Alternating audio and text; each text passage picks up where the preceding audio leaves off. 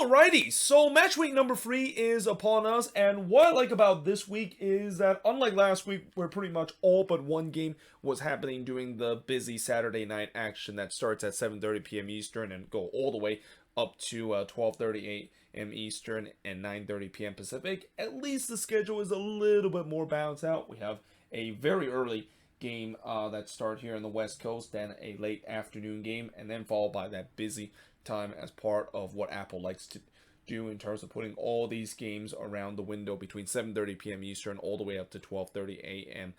Eastern time. And we also have a Sunday game that's going to be happening this week, which is something that, at least I think the next time we're going to get a Sunday game is not going to be until April. So yeah, in this week, I might be able to find a way to kind of just do the review of the matinee games, and then I'll do the review for the rest of the action and make it a two-part review that I've been going to do pretty much for now on for the rest of the season because of so many games being happening at the same time. But that being said, let's actually begin with the first game, which is Charlotte FC versus Atlanta United. So as I mentioned, this is a very early kickoff, and because of the fact that now I work on Saturday, there's a new thing that I do complain about early games, and that is I'm not able to watch it because I'm gonna be at work. But if I wasn't at work, I would definitely not be happy. The fact that this game starts at 12 p.m. Eastern, 9 a.m. Pacific time, and this game, of course, is gonna be at least national televised on Fox, which I'm hoping this time they're gonna do a little bit better compared to last time when Fox basically tried to cover a game, because we already talked about how Fox, they've already cut costs a lot in terms of covering MLS game because of the Apple TV deal, but it just gets to a point where it was just amateur level with the way how they cover it from the opening weekend. But yeah, in terms of the all-time meeting, 1-0-1 between two of these teams. Again, I still haven't kind of think of what exactly is the name of this rivalry, or should I even call it a rivalry too, because again, I feel like when Charlotte came into the league, this was one of those rivalry where MLS tried to force it because of the fact that both of these teams are pretty close in terms of geographical, and I just don't like when MLS try to do that. I want to see these kind of rivalry eventually manufacture itself, but that being said, we'll see whether that is going to be the case, especially with the way that at least you could maybe call it a rivalry because both teams have already got a win in this. In the last meeting, Charlotte was able to win 1-0 against Atlanta, but in the first ever meeting, Atlanta did win 2-1 against Charlotte FC. But yeah, it should be interesting to see how that is going to go. I mean, for Charlotte, they know that they're desperate to get 3 points because, yeah, it's not been a great start for Charlotte to the beginning of the season, a season that, there was expectation that they could definitely do much better than what they did in the first season. That just have not been the case, at least in the first couple of games where they have struggled to get things going. Whereas for Atlanta United, I mean, it's been an okay start for them. I mean, they've been having a couple of good results, although, you could say that they probably should be 2-0 because in that game against Toronto, they probably should have won that one, given the chances that they were given. But then again, you can also argue they probably would would have lost that opening game against the Quakes if it wasn't for Thiago Almada bailing them out with 2 golazo goal. But yeah, it should be very interesting. Both of these teams, they don't, at least what I'm assuming, they don't like each other because of the way that it's kind of a regional rivalry. But yeah, it should be very interesting to see how this game is going to turn out. But moving on, we got the Vancouver Whitecaps versus FC Dallas. Now, this is kind of weird, the fact that this is an early game, because Vancouver, they did play on Wednesday night. I guess maybe the reason why this is an early game is that it gives Vancouver maybe a little bit extra time in terms of going on the road for their CCL second leg match against Real España. Keep in mind, they were the only MLS team in the first leg to play at home. Now this game will be at 5 p.m. Eastern, 2 p.m. Pacific. Vancouver 0-2, while Dallas 1-1. All-time meeting, Dallas leads the all-time meeting 11-7-9. And in terms of the last 5 head-to-head matchup, the Whitecaps actually won 2-0 against Dallas on the road before winning 2-1 against FC Dallas. Then they won 1-0 against FC Dallas before it was 2-2 draw between both of these teams, and then another 2-2 draw between both of these teams. So certainly the Whitecaps, they have had Dallas number, at least in the last 5 head-to-head matchup. And I did say before how after that 5-0 win against Real España, let's see whether or not if this is going to be a time where the Whitecaps can carry that momentum of getting that incredible victory to really lift out their season, or are they going to be suffering a bit of a letdown coming into this one? Because we know Dallas is a really good team, and they've shown that in the last game against the Galaxy. So yeah, it should be interesting to see how this is going to turn out.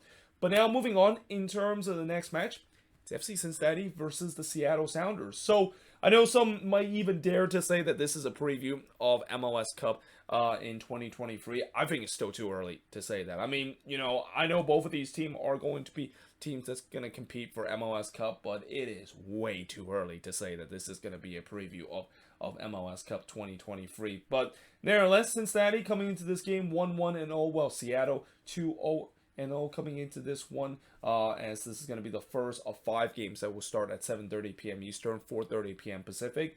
Now, in terms of the all-time meeting, this is only the 3rd meeting with Seattle winning 1 and drawing 1. The last time both of these teams faced off against each other was a 1-1 draw, and then the first time both of these teams faced against each other definitely was a bittersweet moment for Cincinnati fans, because that will always be remembered as their first ever match in MLS history, but not the result that they want to remember. I mean, they lost 4-1 in that game against the Seattle Sounders, but this is a different Cincinnati team from what we've seen with them playing against the Seattle Sounders, and I think this is going to be a team that is going to be more competitive. But again, the other thing I will say about the Sounders is that, with how impressive that they have looked in the first 2 games, I can understand why some people are saying that they could be Shield contender, because at least from what we've seen in the first 2 games, this is a team that I think could really be a team that I wouldn't say they're the team to beat in the West, because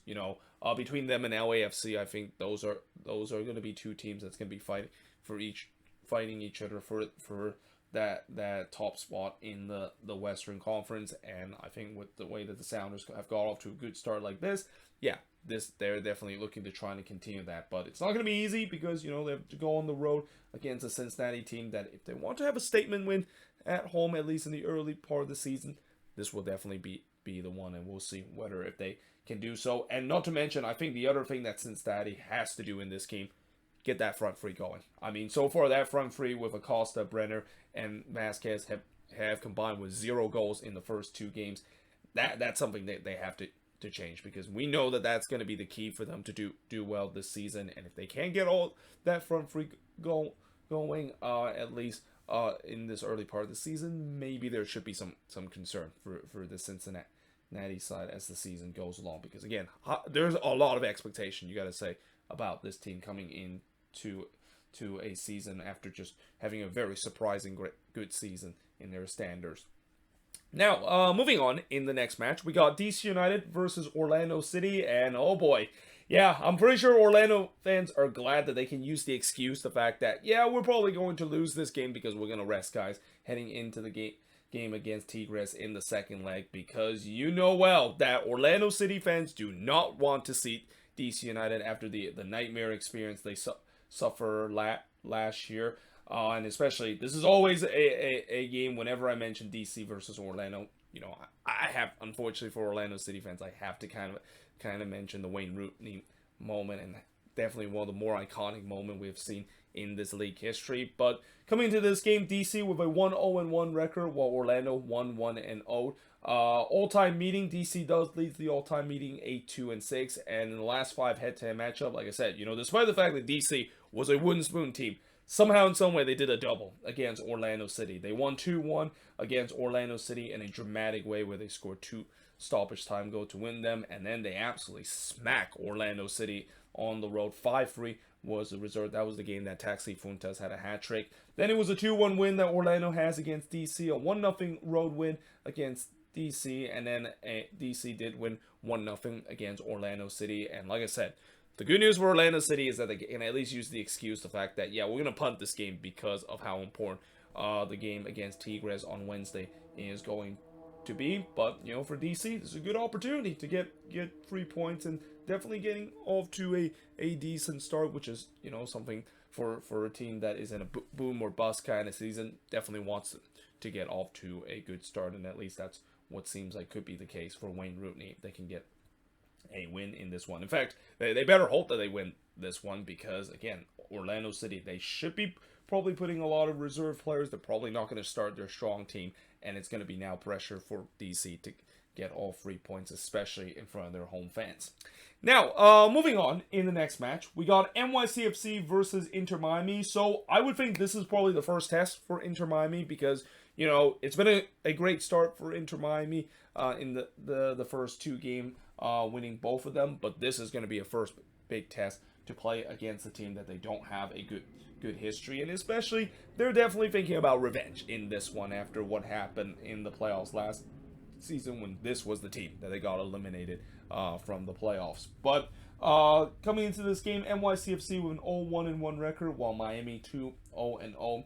And in terms of the all-time meeting, again, you know, NYCFC pretty much dominated this meeting, 6-0-1 over Inter Miami. As I mentioned in the playoffs last season, NYCFC was able to win 3-0 to move on to the next round. But Miami finally did break the duck and finally won their first game against NYCFC at home. But before that, it was a 2-0 win that NYCFC had against Miami, a 3-1 road win that NYCFC had against Miami, and then a 2-0 win that NYCFC had over Inter Miami. And like I said, this is going to be a really good test for Inter Miami to see whether or not are they actually for real, and whether these first 2 games that, again, I know there's going to be a lot of doubters, and a lot of doubters have said that, yeah, it's good that Inter Miami has won their first 2 games, especially beating against a team that is the Philadelphia Union, that is considered to be one of the team to beat in the East. But how much is that because of the fact that they have scored some really incredible long-range goals that is definitely not sustainable in this league, and not to mention they haven't had to face gone on the road, which is something that they tend to do not do well in terms of last season or any season in their franchise history. So yeah, this is going to be a big first test against an NYCFC team that they know they're desperate to try to get all 3 points after a bit of a slow start to the season.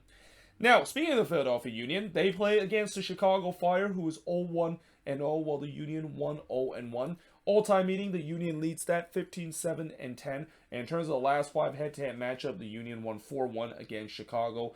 Before the Fire did surprise the Union last season by winning 1-0 at home. Before that, it was a 1-1 draw between both of these teams, a free draw between both of these teams, and then the Union win 2-0 against the Chicago Fire. Now, like what I said about Orlando City, I'm pretty sure the Union is going to be rotating a bit, knowing the fact that they do have that second leg tied against Alianza, and that, you know, they had to win.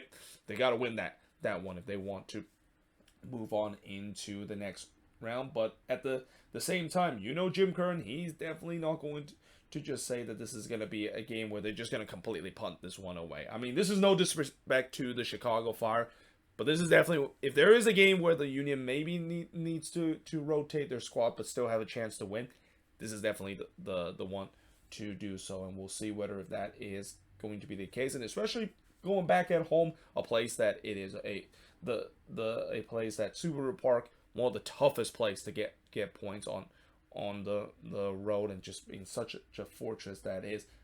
You know, even if the Union is going to play a relatively weak squad, I would say that they could still get all 3 points. Although, again, you know, when I look at what we saw in the first leg in that game against Alianza, they didn't really start a lot of their starters. So maybe they'll probably play their starters in this game and maybe sub them out once the scoreline could be absolutely or once the scoreline has kind of gotten out of hand, because that's kind of what the Union does at home. They when they score goals, they score not just 1, but 2, 3, 4, even 5 goals, and that's the thing that Chicago's got to be careful coming into this one.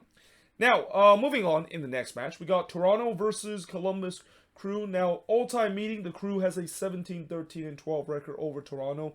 Last 5 head-to-head matchup, the Crew did get a 2-1 win against Toronto before the Crew did win 2-1 again over TFC. Then it was another 2-1 win that the Crew had against Toronto before TFC did win 2-0 against Columbus, and then TFC won 3-1 against the Columbus Crew. So at least in the last 3 head-to-head meeting, Columbus has got the better over TFC, and there could be a chance that could be the case again, even though I know this is a team that tends to do well on the road. this is a TFC side that is just battling with injuries. I mean, I think that shouldn't be a big surprise because that's been kind of the story of TFC for the past couple of years. A team that just cannot stay healthy, and that, yeah, this is a big opportunity for the crew after that impressive performance against DC. They can go on the road against a very injured TFC side and potentially get a 3 points on the road and get themselves higher in the Eastern Conference.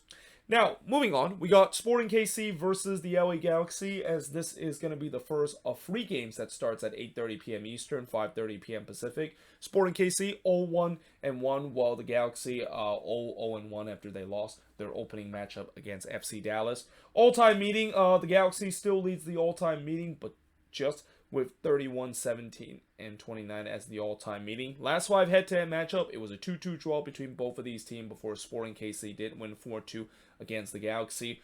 Sporting KC then win 2-0 against the Galaxy, and then Sporting KC did win 2-0 against the Galaxy before the Galaxy, with just an outlier of a resort, winning 7-2 against Sporting KC. And there's no doubt that, for Sporting, this is a game where, they have an opportunity to get 3 points, knowing the fact that they're facing against a Galaxy team that, after what we saw last week, I feel like this is going to be one of those typical season for the Galaxy where they're going to have a lot of attacking power, but the defense is going to hold them back. And knowing the fact that this is a Sporting KC team that feels like they've been snake bitten in the first 2 games, because I really feel like the first 2 games that they play relatively well, but they just cannot able to find that clinical finishing, and that, I just feel like if they do score 1 in this game against the Galaxy, I think the dam will break, because as it is kind of the case when I talk about strikers, in terms of when you finally able to break the duck, you are started to have the confidence to score a couple more. That goes the same for teams too. If Sporting KC can break out their early drought, despite having so many chances, still yet to find a way to it in the back of the net, they can find 1. I wouldn't be surprised they might score 2 or 3, because like I said, this Galaxy defense against the Sporting KC attack, I would be surprised if they can keep hold of them at least, if Sporting KC can finally find that finishing touch that's been missing in the first 2 games. But that being said, I am now going to switch boards and look at the last 6 games that's going to be happening in terms of match week number 3 of the 2023 regular season in MLS. So moving on, in the next game, we got Minnesota versus the New York Red Bulls. So the Loons are back in action after they won the bye-week sweepstake of last week, of being the only team to not involve in match week number 2. I believe the Houston Dynamo this week win the bye-week sweepstake. And this is kind of an interesting matchup because, this was supposed to be the season home opener for Minnesota United back in 2020. And then, yeah, we know what happened in 2020. That kind of caused that season home opener to not happen. But I think what's also interesting about this game, there could be a snow opener in this one. We could see it a snow game in this one, because I did check the weather in St. Paul. Yeah, it's going to snow on Saturday night. And I know that Allianz Field, it is heated, but I really hope that we might get a chance to see the snow and even see the orange ball being placed in there, because I think that is just so Minnesota to see a game play in the snow. But let's just also hope that it's not going to be 6-1 like what happened last time when the Loons play a game in the snow and in their first ever home opener against Atlanta United. Though I will say that there could be a chance that this won't be 6-1, because they are playing against the New York Red Bulls. And I also would like to warn some of these people that want to watch a snow game. Just note that, it's going to be great to watch players play in the snow, but let's just say that in terms of the product and in terms of the entertainment in this game, yeah, if you like goals, this is probably not a game for you, because, I have a feeling this could be a low scoring game, knowing the fact that the Red Bulls are still figuring out their attack, and Minnesota, of course, still no word on Emmanuel Reynoso, and it just feels like this is probably going to be a team that's just going to heavily rely on their defense and maybe grind out some of the resort, which at least in the opening week after that surprising 1-0 win against Dallas, it's the team that can basically do so. Now, in terms of the all-time meeting, both teams have won 2 games in the first 4 meetings. Minnesota, of course, winning the last 2 with a 1-0 road win and then a 2-1 road win against the Red Bulls. But the Red Bulls did win the first 2 meetings 3-0, and then winning 3-0 on the road against Minnesota. So yeah, again, I expect this could be a low scoring affair. Though the good news for the Loons is that they are going to get some of their attackers back in this game. I mean, Luis Amarilla should be back in this one, and we'll see whether or not if he can get the season off to a good start. And I'm hoping that is the case because, you know, last season it was kind of a up and down season for him, and knowing the fact that without Reynoso, I mean, that does mean that his opportunity in front of goals may be lessened because of this team missing a creative number 10, but I'm just hoping that at least he can show a little bit of that clinical goal finishing ability, which is something they did not see from him last season.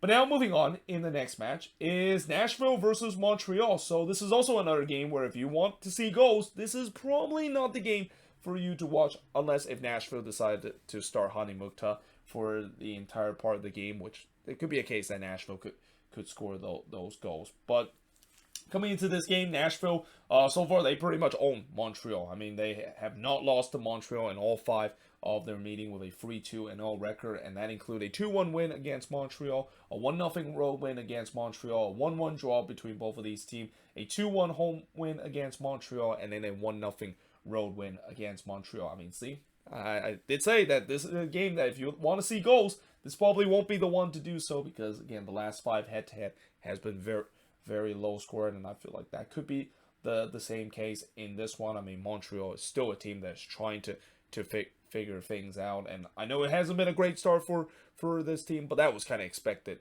especially under Hernan Losada, still trying to implement his system to this team.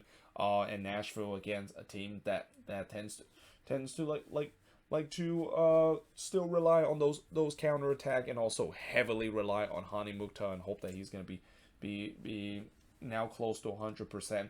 So yeah, I think this could be a low scoring game, but there could be a chance where Nashville could add another win. Though I will say that, you know, eventually all good streak is going to come to an end. I mean, we saw last year with NYCFC just single-handedly dominate Inter Miami, and Inter Miami finally got that first win. And for Montreal, they could definitely do so, but I think it's highly unlikely in this game against Nashville that is also looking to try to fix their home form, which so far it's been relatively good start for them. I mean, their opening home game against NYCFC at Geodis Park, they already got 1 win on the board. Now, moving on in the next match, we got RSL versus Austin FC, and I can confirm that unfortunately RSL was not able to bring the Violeta supporters or even some of their players in this game to scare Austin FC. I mean, I read it on the Red page. There was people talk about how RSL probably should bring the Haitian band or the Rah Rah band in this one just to screw Austin up. Though I will say that even if they don't bring that, I do still think that there's a good possibility that Austin could win this one because you know that this is a game that probably Josh Wolf is going to have to punt it away if he is going to trying to come back from that disastrous performance that he had against Violeta in the Dominican Republic. But this game will be a 9:30 p.m. Eastern, 6:30 p.m. Pacific start, a 7:30 p.m. local start that is. And in terms of the all-time meeting, it's pretty even. Both teams have 2 win apiece and 1 draw apiece. And in the last 5 head-to-head matchup, it was a 2-2 draw between both of these teams. A 3-0 win that Austin had against RSL, a 2-1 win that RSL had against Austin, and then Austin winning 2-1 against RSL before RSL winning 1-0 against Austin FC. So far, RSL has been pretty much winning all their game against Austin when they're playing at home, and there could be a chance that could be the case again, because when you look at this Austin team, I still have a lot of concern in terms of their defense, and especially if they are going to try to maybe not put their strongest starting 11 in this one. Yeah, we can already see that this is a team that doesn't have any depth, and against an RSL team that they're desperately trying to bounce back after a bad performance in the last game, and also knowing that this is a team that has historically done well in terms of their season home opener, it just feels like there's a chance that RSL can win this one. And Austin, unfortunately, they won't bounce back in terms of a nightmare game that they had against Violeta, which is fine. I mean, I'm pretty sure Austin fans are just hoping that they'll take this as a loss and trade this as a way where they can get themselves a redemption game against Violeta, because Yeah, after all the MLS team do well in CCL, it's unfortunate that Austin, of course, are the one that got singled out of just a bad performance that they had in the first leg of the round of 16. But now moving on, in terms of the next match, is the Portland Timbers versus St. Louis City. So there's no doubt that every time when St. Louis is playing, I'm definitely going to watch and be very excited about it, especially with the way that this team has got off to a good start to their expansion season. Yeah, there could be a chance that they could improve that. Although again, I don't know what are the odds in terms of an expansion team has won their first 3 games, but maybe they could have a chance in this one because they're playing against the Portland Timbers, and even though I know this is a road game for St. Louis, Portland hasn't been that impressive in this one, and again, a lot of that has to do with the fact that the defense has been kind of shambolic, at least in the first 2 games. I mean, in the first game they were able to win that one, but don't let that distract you. The fact that the defense was definitely questionable in that one, and if it wasn't for Sporting KC being very lackluster in terms of finishing, they probably would have lost that one. And then against LAFC, they got fully exposed in that one. And against the St.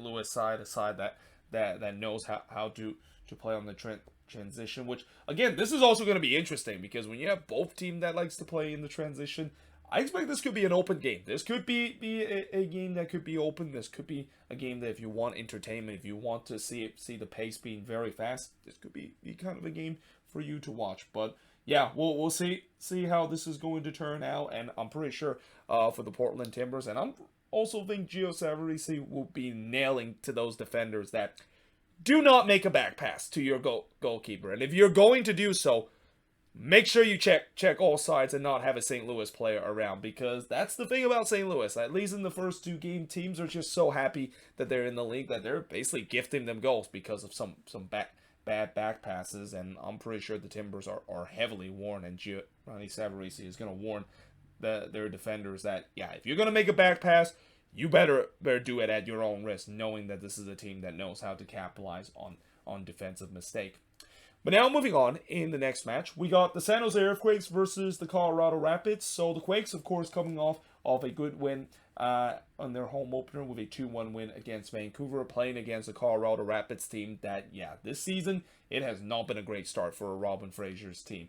But in terms of the all-time meeting, the Quakes does lead at 31, 18, and 26. And the last 5 head-to-head matchup, it seems like the Quakes always tends to be able to win against the Colorado Rapids, whereas the Rapids are able to always win against the Quakes, because in the last meeting, when it was on the road, the Rapids won 2-1 against the Quakes. But in the game against them at PayPal Park, it was a 1-0 win. And then they also had a rare 1-0 loss at home before it was a 1-1 draw between both of these teams. And then Colorado won 5-0 against the San Jose Earthquakes. That was in the midst of just Almeida just completely tanking this team. And that I expect this could be a low-scoring game again, because, typically whenever I see the Quakes play against the Rapids, it tends to be low-scoring. There isn't really a lot of games that kind of stood out as kind of high-scoring affairs. And that, looking at how Luchi Gonzalez has set this team, it feels like that maybe is kind of the case. Though, again, I would love to see this attack start to break out. I mean, this attack has been, the game against Vancouver, yes, it was great, but, it could have been much better in that one when I look at the attack. And then obviously there is still question in terms of the defense and especially the goalkeeping position. But like I said, this is going to be one of those games where if they want to make it to the playoffs, they have to win this one, because the Colorado Rapids is not doing very well this season, and knowing this team has a good record against the Rapids, you gotta say that this has to be a win for the Quakes if they want to have their chances of making the playoffs.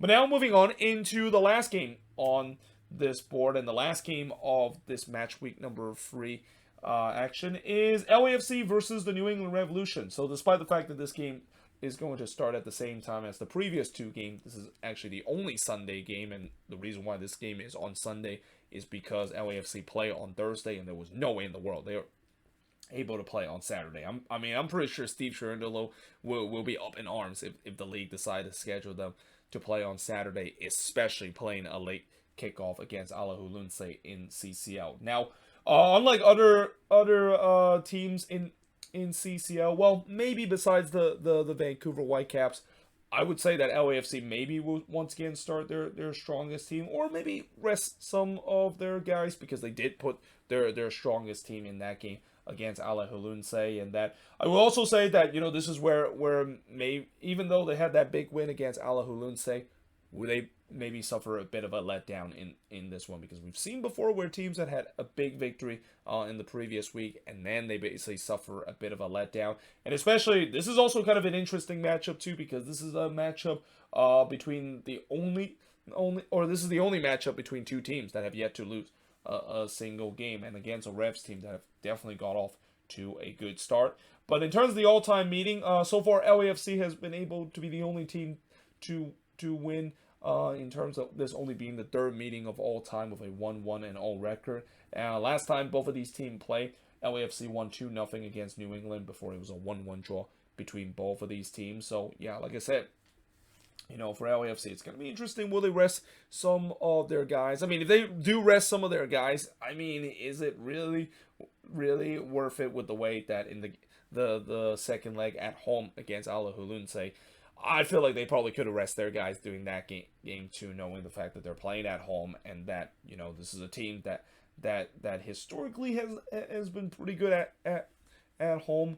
And I don't think they should blow that 3-0 advantage that they had in the first leg, especially on the road. Yeah, I do think that this is maybe going to be a team that I won't think that they're going to rest their starters. They're just going to keep playing in this one. But it could be an interesting early heavyweight showdown, because, like I said, New England, it's been very impressive of how they started the season, and we'll see whether or not if Bruce Arena Man is going to continue to have a good start. Because if they can win in this game against LAFC, even if it's going to be a weaker LAFC team, this is definitely a statement that New England can make to the rest of the Eastern Conference that, yeah, we're back. We're, after a bad season that we had last year, we are back in terms of contending, and we're definitely going to be that team that's going to be contending near the top of the Eastern Conference and trying to go at the Philadelphia Union or even FC Cincinnati in terms of being the best team in the East. But there you have it. That is pretty much it in terms of the preview of all 14 games that's going to be happening in match week number 3. As always, let me know in the comments below what do you think of these games, and let me know in the comments below your prediction of all 14 of these games that's going to be happening in match week number 3. But until then, hope you guys enjoyed this video. If you do, make sure you guys leave a like, smash the subscribe button, and yeah, I of course will see you guys next time.